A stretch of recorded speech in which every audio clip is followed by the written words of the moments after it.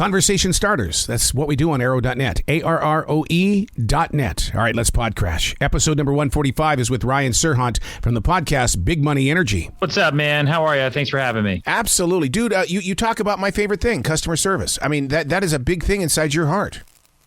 Yeah, it's got to be. Otherwise, I have no business. But, you know, there are so many different levels of customer service, and the way that it's being taught is what scares the hell out of me. But listening to your podcast, though, you kind of give people that vision of, hey, look, you can do it better. You have to have it, but you've got to learn how to do it better.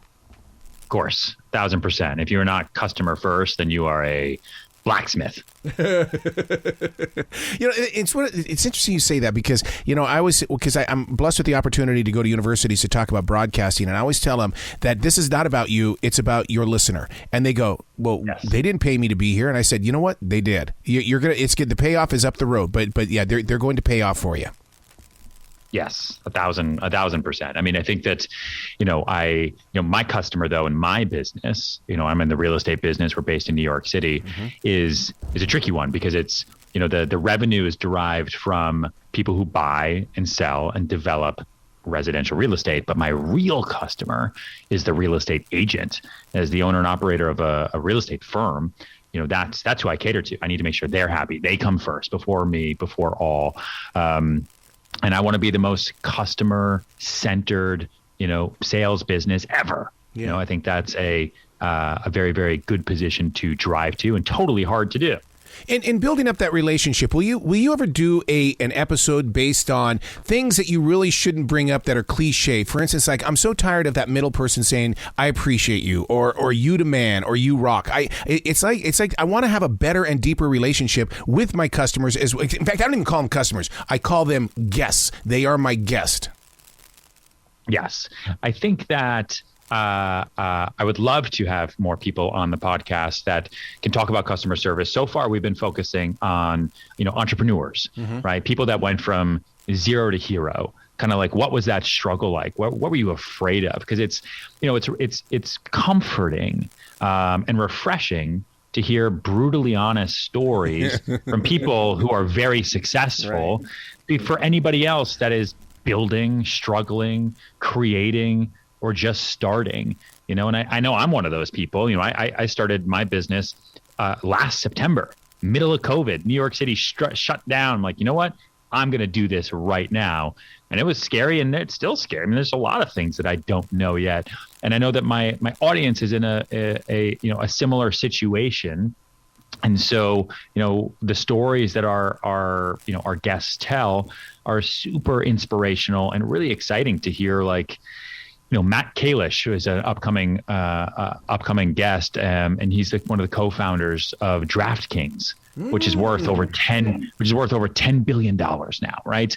And one of the stories he told, which he's never told anyone before, was in their early days, they had like 2 weeks left of cash in the bank, and what do you do?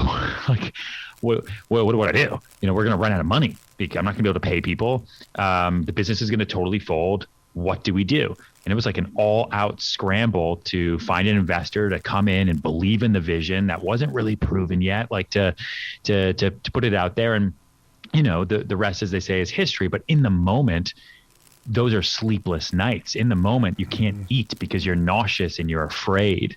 And every founder that I talk to has those feelings and those moments and those war stories, which just makes you feel good to know that, hey, it's not easy for everybody.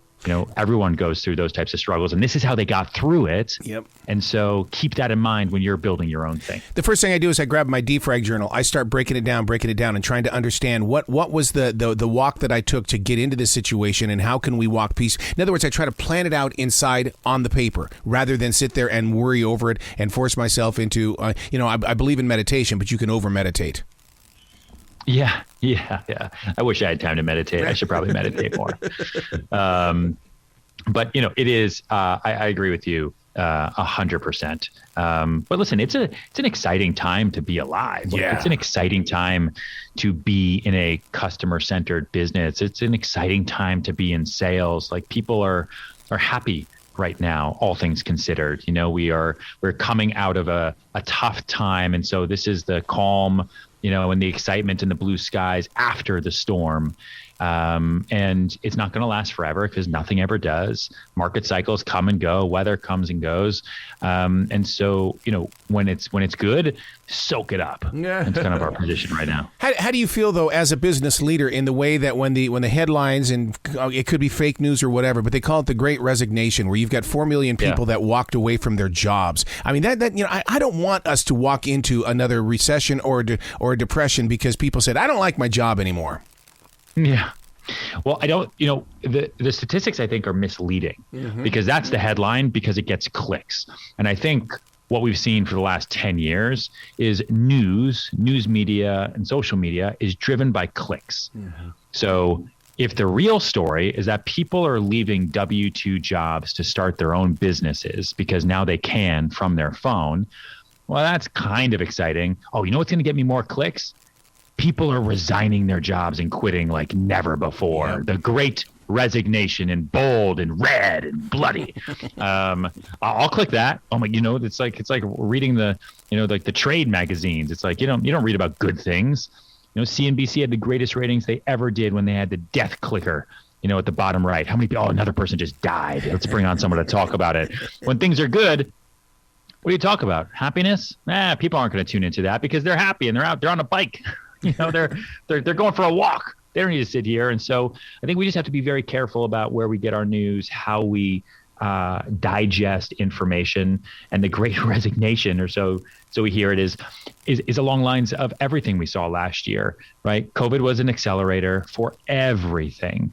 And so 4 million people, and I think a lot more, said to themselves, because they had time to think about it, finally, why am I selling shoes at Foot Locker? I've always wanted to X, whatever that is, and they're doing that. People aren't quitting their jobs and becoming homeless. They're not resigning from their jobs and doing nothing and sitting at home all day. Right? They're going out and they've got courage to do what they've always wanted to do. And last year told them, you better do it now because life is short. You know why? Because this person and this person got sick and they didn't know it and they did die. So let's make the best use of our time on this planet as we can. Last September, not this year, but last year, I missed people so bad that I had to find where the people were, and it wasn't just bumping into them on the street. So I took up a job at a grocery store because I've never had a real job before. And so to be there in front of real people, my God, Ryan, I am learning so much by just being a listener. Yeah.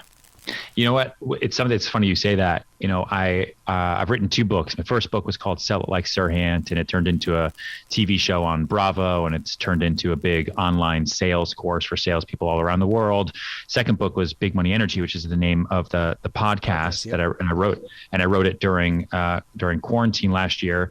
But in the first one, I talked to people because to learn how to sell, one of the greatest traits you need to learn, and most people have a really hard time doing it, is something that they teach you in theater, right? In acting school, which is what I studied to be an actor from 10 years old to when I ran out of money when I was 23, right? And then all of a sudden I was like, no, I'm a real estate agent. This is fine. I don't want to eat ramen and sleep on the streets.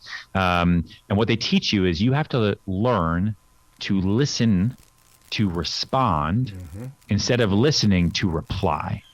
So many people ask questions with what you're going to say next already in the back of your mind that you don't even listen to people. How many times have you asked somebody, hey, I'm Ryan, what's your name? They say something and 2 seconds later you're like, what's that guy's name? Because you weren't listening to respond to their answer. You were listening to reply because you already knew what you were going to ask next. And you don't even want to be in the situation, and just let's keep this moving, another conversation, blah, blah, blah. And that's why we leave parties, and we're like, what you say? Who did I meet? What was that guy? Oh, I met her. And it's the same thing in sales. If you listen to people and you respond to what they say, you can give them the best customer service, but you have to be willing to put the customer first. You have to put their response before your reply. Super, super key. Yeah, it's customer solution. That's what I base everything on. Is okay. You greet the customer or the guest, and all of a sudden it's like, I need to find the solution immediately because their time is so short with me. 1,000%. 1,000%. When you sit down and talk with someone like Jillian Michael, I mean, first of all, I invested a lot of energy in this because I love her philosophy of building freedom. I live by the mantra, I don't have a job, I have a choice. My choice is I'm going to show up in this building today. And so therefore, I own my choices. I love it that you can bring out the humanism of someone like Jillian Michael. Yeah, thank you. Thank you. I appreciate that. Jillian was awesome. She was a lot of fun to talk to and so real. I think of everyone I've interviewed so far, I think everyone's super honest and real. But I mean, I've talked to a lot of people, I'm sure you have too. They have great media training. They're like politicians. Like, so how was your Monday? And you're like, Monday was great. You know why, Ryan? Because we just started this part of the business, and we do that business on lots of Mondays. And before you know it, you're like, what did I ask you? But with Jillian, like, I asked her a question, and she responded directly. She talked about the ups and the downs. She talked about lawsuits. She talked about negative press and everything that has made her who she is. And I'll tell you, she's by far the happiest, most aware person, most grateful kind of founder that I've spoken to, I think in a long time. Mm-hmm. You talk about those trained answers and stuff like that. I think that's one of the reasons why I like talking to the contestants on The Voice on NBC, because they're not trained. They're everyday people. And it's fun to sit there and get real, honest to God responses. Yeah, that's what I love about this platform. I'm sure you do too. And that's what I love about my podcast and the opportunity that I have with iHeart to do it and create it and put it out there is I get to ask questions to founders of large businesses and big businesses that they would never ordinarily be asked. And I force them to respond, and I want to know, like, in a safe environment, what did you go through and how did you do it?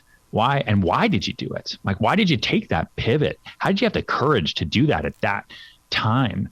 And there's it can be very, very scary for anyone. You talk about the Great Resignation. Like I said, a lot of these people aren't quitting just to quit. They're quitting to pursue something else that'll make them more fulfilled. Sometimes it's another job. I've seen that even in my own business in the last 18 months. I've had people who are great say, you know what, Ryan, I love what I've been doing. You're great. But this is my 2 weeks notice because I found an opportunity in a totally different industry and I got to go try it. Yep. And they never would have done that pre-COVID because it's way too risky. And so it's like people now have the opportunity to create something for themselves in a way that they never have had before, which is why I say it's like an amazing time to be alive, to create, to build, and to refocus on the people. See, and when you talk like that, right away, my mind went to Scott Shea. I mean, here's a guy who built a dang bank in the middle of a pandemic. Yeah. Yes. Yep.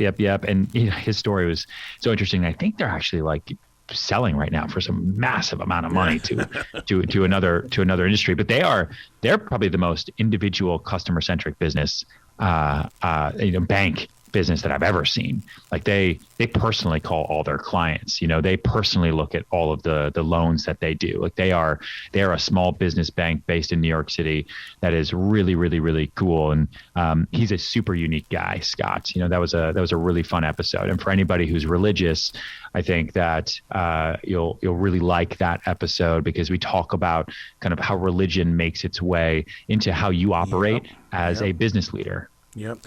I love me some terrestrial radio, but it seems like talk radio anymore is all based on the U.S. government is going to take your money, this, and this. And I feel like they're developing a sense of fear with those who've got some stock and some money that's put away. How do we get people and lead people beyond those commercials on the radio that are inciting fear? Switch it to the music. There you go. Change it. Don't listen. Block out the noise. Listen. Fear is a moneymaker. Yep. People spend money when they're afraid. They're nervous because they want to fix that feeling in their stomach, and spending money makes it feel better. That's what we were just talking about. Like if people were talking about how good things are all the time, you don't really spend money because, okay, I guess things are great. I don't really need that to make myself feel better. But man, if the government's coming out, if I got to think about that, I need help, right? I need somebody else to advise me. I need to go buy that product. I need to get this. I need to go out here. So like fear is used to drive consumers to spend money. And it's all along the lines of basically convincing listeners and viewers of the fact that they're not good enough. If you believe that you're not good enough, then you're going to buy anything because you want to be good enough. And if you look at any ad out there, that kind of through line plays through, even in pharmaceutical ads, right? You feel like you're out of breath. Yeah, that medicine might be for you. And man, maybe I need to fix that because I'm not good enough as a dad, and I need to be able to play catch with myself. I gotta go get that medicine. When maybe you just should stop eating burgers. Who knows what it is? But we need to think for ourselves. I get very nervous about the future and people just doing what they're told and believing what they hear and not taking in information and thinking for yourself, right? And making your own decision on any individual topic. I think that's going to be key to our survival as a species. The image of the average person with lots of money, millionaires, billionaires, the image is that I see a lot of people with money that have holy shoes, or they're not wearing beautiful jeans and things like that. I mean, I think, are they downsizing their view because they don't want people to know? Or is it, damn it, I just want to feel good and I'm going to dress up in whatever I want if it's comfortable?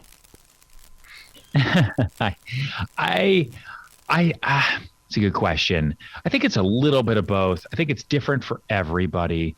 But I've always looked at downsizing how you dress, not as an indication of, hey, I'm wealthy, I don't want you to know. Yeah. But the message it really sends is, I care more about me than you, because I'm dressing for me. My respect in this moment right now is for me, whether you like it or not. And I think there's kind of a stubborn nobility to that, because it's like, I don't care about what anybody else thinks. I'm going to be me and I'm going to live the best life I possibly can. And I respect some of that. But if you were in a customer-based business, if you're in sales, if you need other people in your life, like, I've always just felt that I'm going to do better by putting myself first, yes, but being respectful to others in front of me and letting them know that I'm here for them. It's like a small anecdote for that is, I'm a real estate broker in New York City. Okay. I sell very expensive apartments and houses to very, very wealthy people. The wealthy people that I sell to can afford anything at any time. It doesn't matter. Yep. I do well for myself, but I don't have $1 billion in checking like some of these people. I have a Cadillac Escalade, super classic, nice car, but it's an Escalade. And I have a driver who drives it because I need to be constantly productive. And that was an investment that I made into my business 8 years ago. And it was one of the best investments that I've ever made, to be honest. A lot of other top real estate brokers in New York City have Bentleys and Benzes and fancy cars. Yep. But when they show up to meet their clients, some clients may say, cool, you're doing great. Some clients show up and say, how come my broker has a nicer car than I do? Yep. Like, where's my broker spending their money? And it can be alienating. I have a Escalade the same way like your Uber Black might have an Escalade to pick you up at the airport.